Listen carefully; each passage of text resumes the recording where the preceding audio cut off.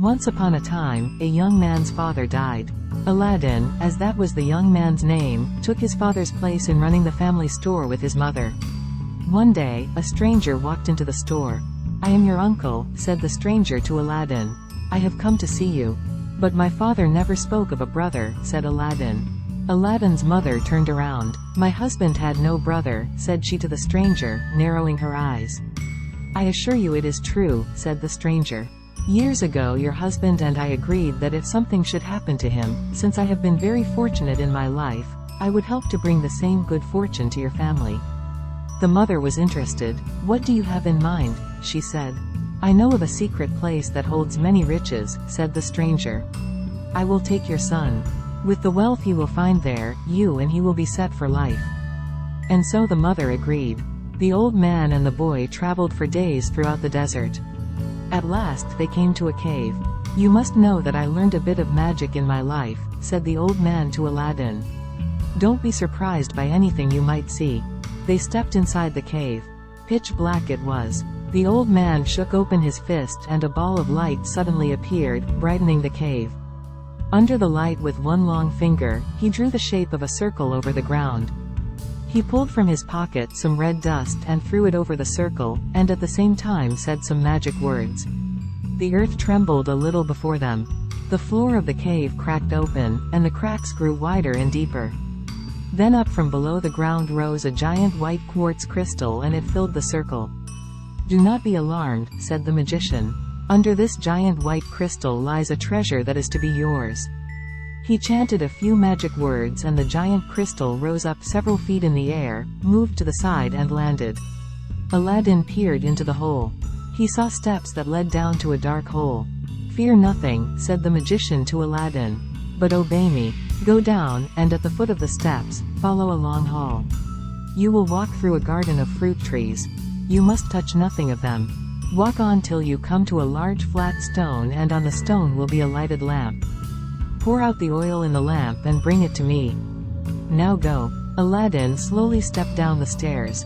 Through the garden of fruit trees and marvelous to behold, the trees held fruits that sparkled and shone.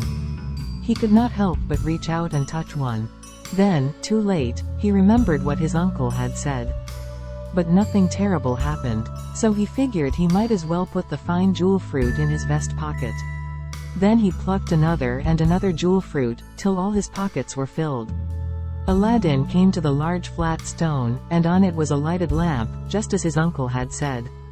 He poured out the oil and took it back to the opening of the cave. Aladdin called out, "Here I am, uncle." The magician called out in a great hurry, "Give me the lamp." "Just as soon as I'm up," said Aladdin, wondering why the magician seemed in such a hurry. "No, give me the lamp now," cried the old man, reaching down his hand. For you see, the only way the lamp could come out of the cave was as a gift, from one person to another. The magician knew this, and he wanted to get the lamp from the boy as soon as he could, and then kill him. Aladdin felt a chill in the air. Something was wrong. Somehow he knew he must not give up that lamp. "Let me up first," said Aladdin. "Then will I give you the lamp." Aladdin felt a chill in the air.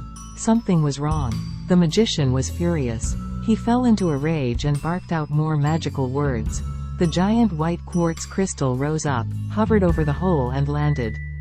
All went dark below. Aladdin was trapped. For 2 days, Aladdin despaired. Why didn't I just hand over this old lamp? Who cares about it, anyway?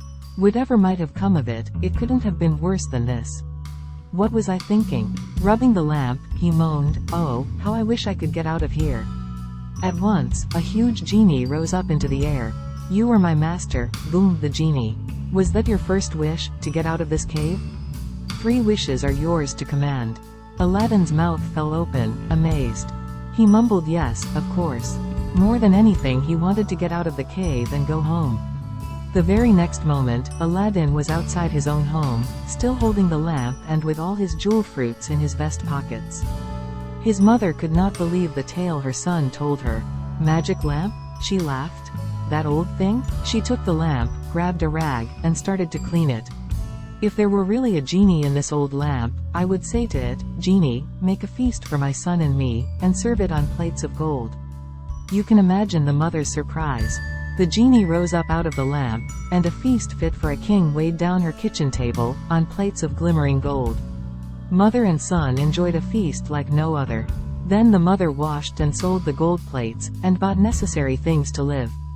From then on, Aladdin and his mother lived well. One day, Aladdin thought to himself, why think small? With my jewel fruits, I could marry the princess and become the prince of this land. His mother laughed. You can't just go to a palace with some fine gifts and expect to marry the princess. But Aladdin urged her to try. They wrapped some of the jewel fruits in silk cloth, and the mother went to the palace. The guards stopped her at once. But as she insisted she had something very valuable for the sultan, they let her in. They wrapped some of the jewel fruits in silk cloth. Said the sultan, "What have you brought me in those silk rags?" She showed him the jewel fruits. The sultan was impressed. "But if your son is as worthy of my daughter as you say, he must bring me 40 golden trays of the same gems, carried in by servants." The mother went home and told her son the sultan's demand. "It's no problem," said Aladdin. "Call for the genie and make your second wish." And so his mother rubbed the lamp and made her second wish. Before long, she was at the steps of the sultan's palace with 40 golden trays of the jewel fruits, carried in by as many servants. The sultan was pleased. "But you cannot think this is enough to win the hand of my daughter," he said. "To truly win my favor, your son must build a golden palace for he and my daughter to live." The mother brought back this news, too. So for her third wish, the mother asked the genie to create a golden palace.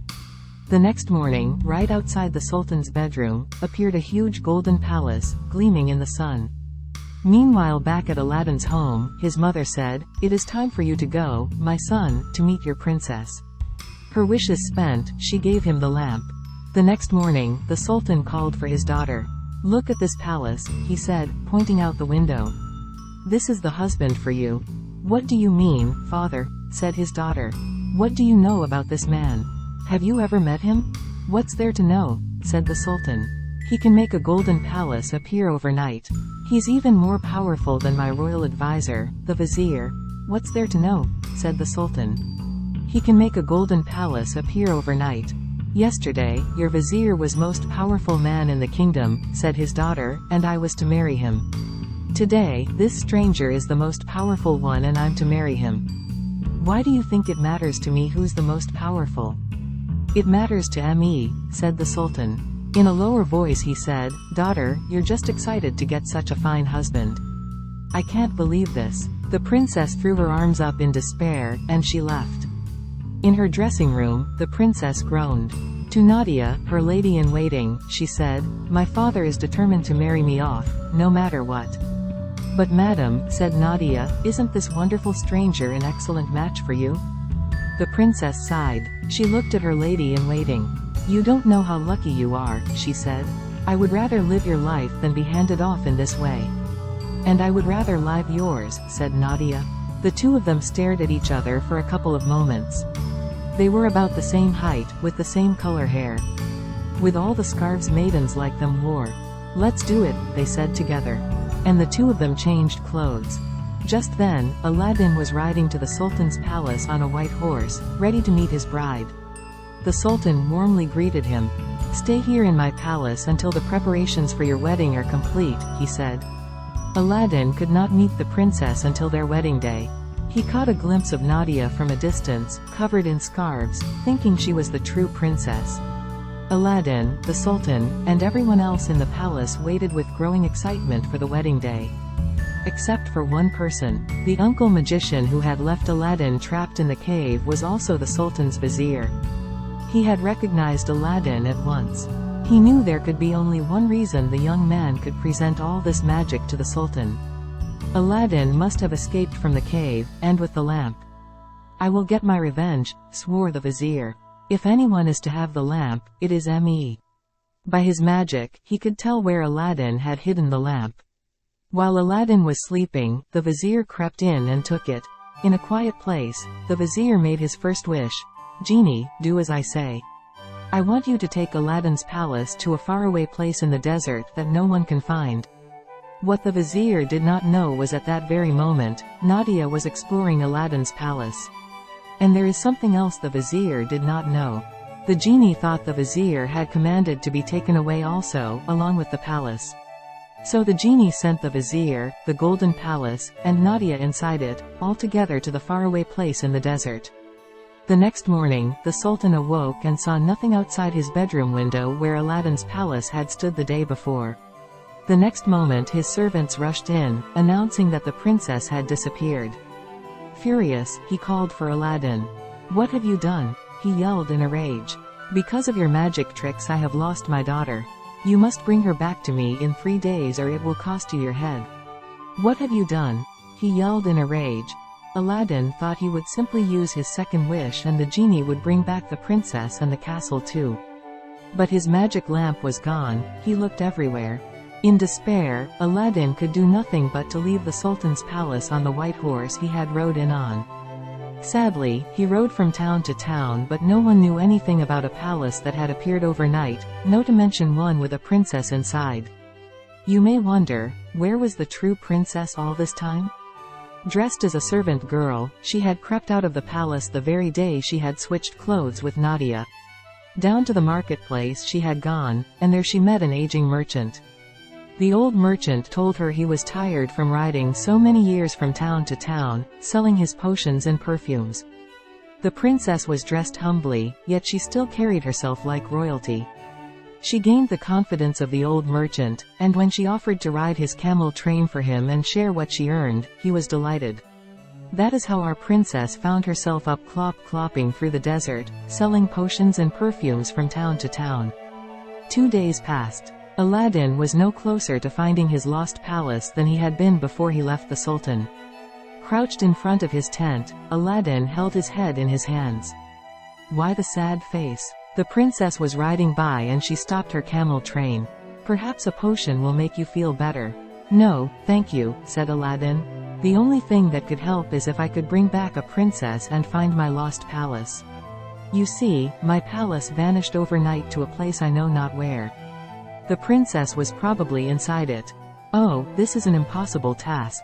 "Maybe not," said the princess. "In my travels, I heard of a palace in the desert that appeared out of nowhere, not long ago." "Really?" said Aladdin. He looked up. "Do you know where?" "I think so. I could take you there. If we left now, we could get there by morning."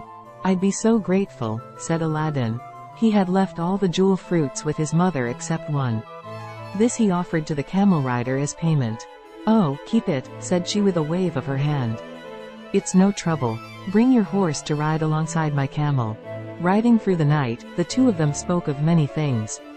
Aladdin marveled at the young lady's easy manner and generous spirit. He somehow knew she could be trusted. Before long, he told her his story of how he had discovered the magic lamp in the cave and how it had been stolen from him, along with the palace. As the morning's light brightened, they were riding between 2 very tall walls of rock, rose-colored they were, with thin bands of white and blue. Suddenly the rock walls ended, and they arrived at a clearing. "Look," said the princess, pointing ahead. "Is that it?" "It is." Aladdin cried out with joy, recognizing his palace. "I hope the princess is still in there," he said. "Though without my lamp, I have no way to get them both back in time." Just then Nadia, who had been carried away along with the palace as you no doubt remember, was looking out the window at the new guests. To her surprise, she recognized the rider of the camel train as none other than her beloved former mistress. She waved at them both to come to the front door. The servants let in the guests. Nadia took them to the drawing room and shut the door. She said, "Mistress, how glad I am to see you." "I'm glad to see you too, Nadia." Aladdin was amazed. "You two know each other?" But the princess only said to Nadia, "Tell me, how do you find being a princess?"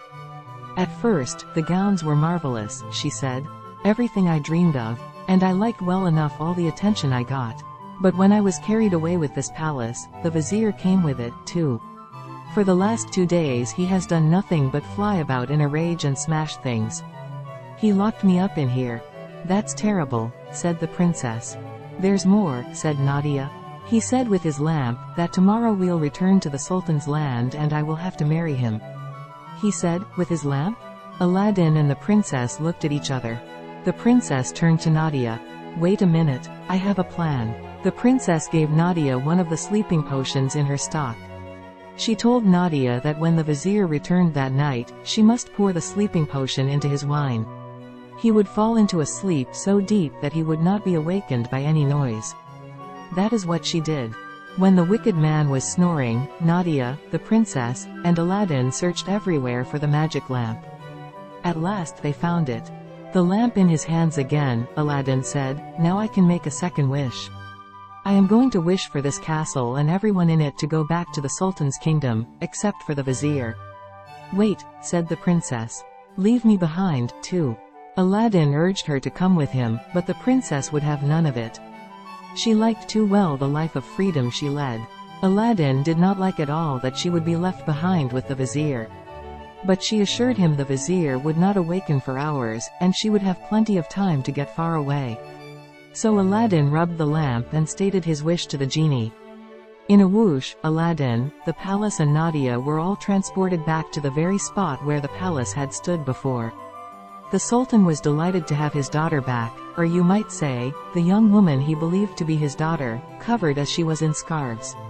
"We will hold the wedding in 3 days," the Sultan said to Aladdin, yet a sadness was growing in Aladdin's heart. Nadia was indeed a nice young woman, but there was something about that woman who rode the camel train, selling perfumes and potions. He could not get out of his mind the sound of her laugh, her clever mind, and the comfort of her company. At last, he rubbed the lamp. "Master," said the genie, "is it mountains of jewels you want for your third wish? Power over all the neighboring lands? Or the strength of 100 men? "None of that," said Aladdin. "I wish you to take me to that young woman I met, the camel rider, the seller of perfumes and potions." "But master, this is your third and last wish," said the genie. "What if you were to offer this woman your heart, and she didn't choose you back? You'll miss your chance to marry the Sultan's daughter and become a prince." "I don't care," said Aladdin. "I must share with her what is in my heart. Whatever comes of it, so be it." So Aladdin made his third and last wish and was taken to the true princess. In her travels, she was not all that far from the Sultan's land, as it turns out. Aladdin shared his true feelings to her and she returned the same feelings. She told him her story, that she had been born a princess but now was happier living as a traveling merchant. Aladdin said he wanted nothing better than to spend the rest of his days with her by his side. And so they agreed to marry and together ride the camel train, selling potions and perfumes from town to town. Then, such surprising news. Aladdin and the princess learned that the Sultan had suddenly died. Said Aladdin to his new bride, "Since your father is gone, would you return now to your father's palace? We could rule the kingdom together, side by side." As a last goodbye to their life on the camel train, Aladdin and the princess mixed a very special magical potion. In a cloud of smoke, a magic carpet appeared. And on this magic carpet Aladdin and the princess flew back to the palace. Nadia was very pleased to see them. She gladly stepped down to serve again as lady-in-waiting to the princess. For the rest of their lives, Aladdin and the princess ruled the kingdom wisely and well. And they lived happily ever after, as should you.